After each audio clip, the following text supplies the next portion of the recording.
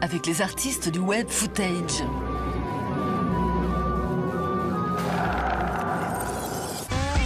C'est le doudou des internautes. Utilisé pour customiser son site ou signer ses mails, le GIF animé met dès 89 de la vie dans le monde binaire et figé du web. En moins de temps qu'il n'en faut pour éplucher une banane, chacun peut créer sa propre animation minimaliste qui tourne en boucle. L'artiste américain Evan Roth a fait son marché sur la toile avant de réaliser ce clip composé uniquement de gifs animés fait main.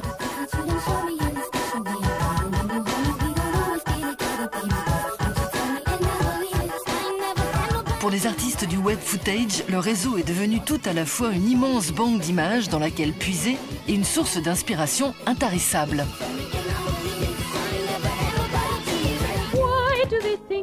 L'artiste madrilène Diego Agulo s'est inspiré de cette esthétique de la boucle pour réaliser cette vidéo composée d'une succession d'étranglements. L'œuvre compile 15 gifs suffocants.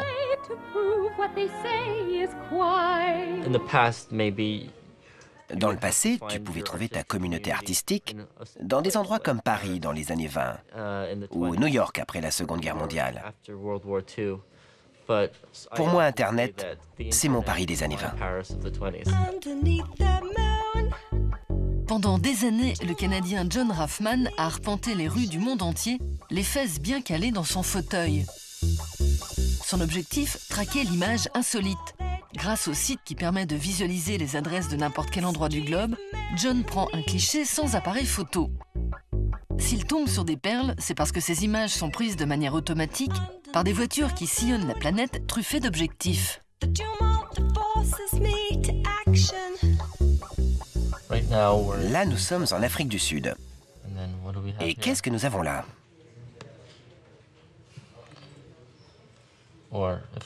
Si je n'aime pas la composition, je peux la recadrer. C'est pas très compliqué.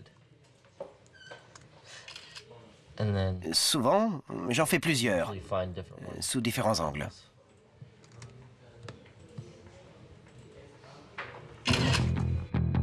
John Raffman se lance en 2008 dans le projet Nine Eyes, 9 yeux comme les 9 caméras directionnelles posées sur les premières voitures paparazzi. Aujourd'hui, le Canadien compte des centaines de photos dans sa collection.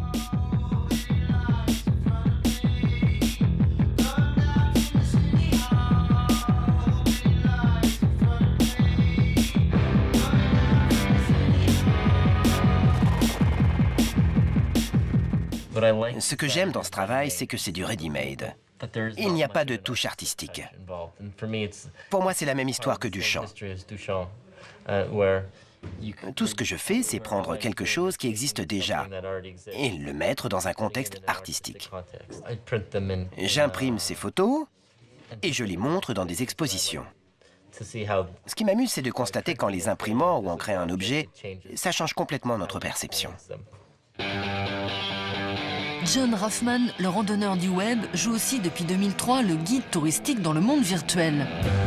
Ce jour-là, il propose au public de la Gaîté Lyrique de Paris de le suivre dans l'une de ses virées. Pour réaliser cette performance, John se transforme en une boule rouge rondouillarde, son avatar.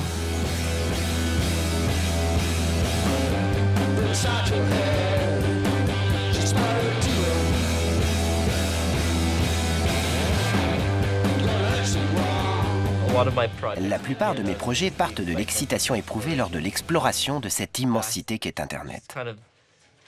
C'est sa plus pure et sublime qualité. Et c'est ça qui m'inspire. C'est si vaste, si inconcevable. Il y a toujours de nouvelles choses à découvrir, de nouveaux endroits. Même si c'est une exploration virtuelle, c'est quand même toujours une exploration.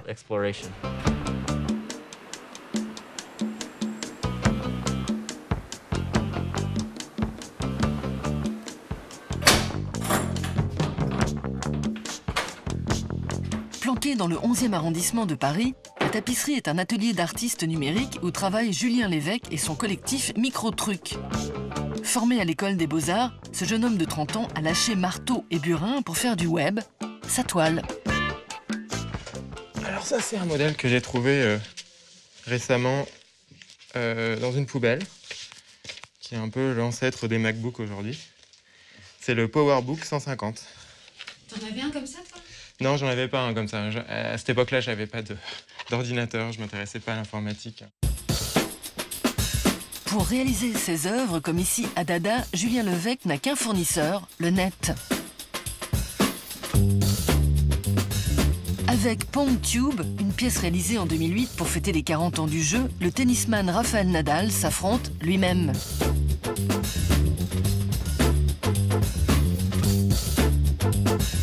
Dans cette performance, Julien squatte le visage de son interlocuteur sur un site de web chat. Avec le collectif Microtruc, il fait le grand saut en propulsant le virtuel dans le 3e âge. Les ateliers Hyper Halls sont réservés aux femmes de plus de 77 ans. Leur objectif, former un gang de mamies geeks. C'est quoi un iota octet? Là, c'est multiplié par je ne sais pas combien. Hein. Un paquet? 10, 24. 10 puissance? Ouais. 10 puissance 24? Oui. Alors, il y a l'octet, il y a les 8 bits, alors c'est 8 octets, il y a mégaoctet, il y a téraoctet, il y a zétaoctet, il y a même un truc comme les tyrannosaures, oui, c'est téraoctet, il y a pétaoctet. Moi, je me sens pas forcément net artiste, parce que les net artistes, c'est une génération qui est déjà assez ancienne. C'est un mot un peu connoté historique, en tout cas, qui a déjà une histoire, plus dans les années 90, une génération moi que j'ai pas connue, parce que je suis la 3e ou 4e génération d'artistes qui utilisent Internet. Donc je suis pas net artiste, je suis plutôt artiste tout court. Aujourd'hui, le net met des outils à la disposition des artistes. Le Catalan Juan Fontcuberta utilise un logiciel de photomosaïque relié à un moteur de recherche pour créer ses photomontages 2.0. Chaque pixel est composé d'une image glanée sur le net en tapant un mot-clé comme ici, enfer et paradis.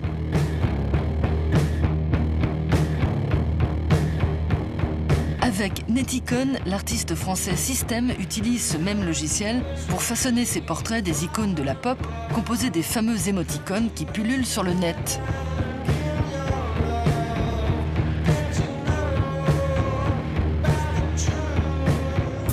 Depuis les années 2000, System remixe tout ce qui bouge sur le web. Son péché mignon, le e-junk web, la poubelle du web, où s'entassent vidéos amateurs, LOL, GIF ou net porn. Pour System, auteur de plus de 500 vidéos, tout est bon dans le web pourvu que ça ne soit pas trop clean. Allez, fini de baisser le caleçon. Petit avion, prends un jet de plus dans ta face de boue. Petit mouton, brode sur Facebook, j'aime pas, c'est pour les gamins. Album photo, ego, c'est... Un entretien cam to cam. Tu verras plus mal. Moi, j'utilise tout en fait sur le web. J'utilise à la fois des films, à la fois des choses complètement des cams de gars pas du tout connus, pour moi, le web, c'est comme une palette de peinture, c'est-à-dire il y a du rouge, du bleu, du jaune, sauf que le web, c'est déclinable à l'infini, il y a de tout, il y a tous les environnements, il y a toutes les imageries, c'est un terrain de jeu magnifique.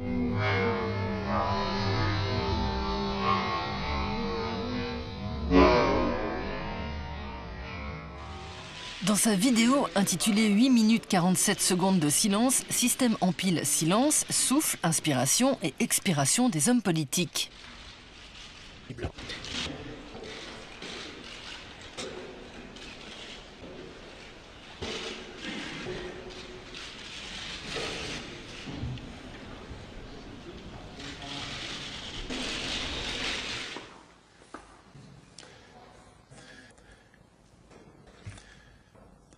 C'est à la fois drôle de les voir, de voir ces gens qui habituellement ne laissent pas place au silence, uniquement dans ces silences-là. Et c'est intéressant aussi parce que ça permet de voir derrière ces silences-là, finalement, la personnalité des gens. C'est-à-dire que dans les vidéos, quand je regarde que les silences de Bama, on n'a pas le même niveau et le même rythme de respiration que quand je garde uniquement les silences de Sarkozy.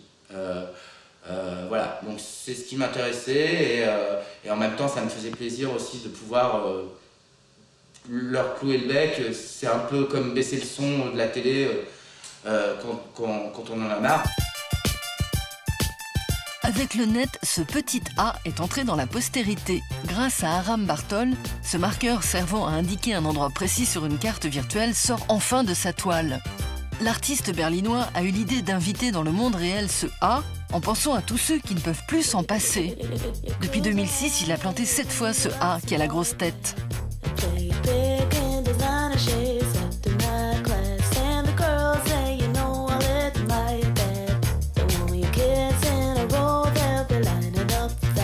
Dis donc Aram, avant de décoller, tu peux nous expliquer pourquoi tu pollues le réel avec le virtuel ? En faisant passer ce marqueur du web vers la rue, ça provoque un moment d'agacement. Les gens le voient en pleine rue, ils le reconnaissent et disent « Mais oui, je connais ce truc, mais qu'est-ce qu'il fout là ? Il ne fait pas partie de cet univers. » À ce moment-là, tu réalises que tu passes énormément de temps derrière ton écran et que ta réalité est plus virtuelle que réelle.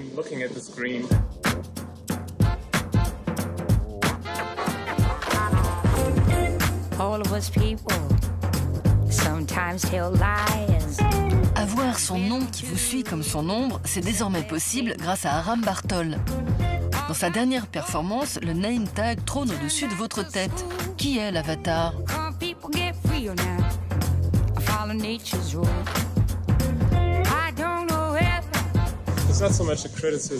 C'est pas une critique du web ni d'Internet, mais plutôt une prise de conscience de ce qui nous attend dans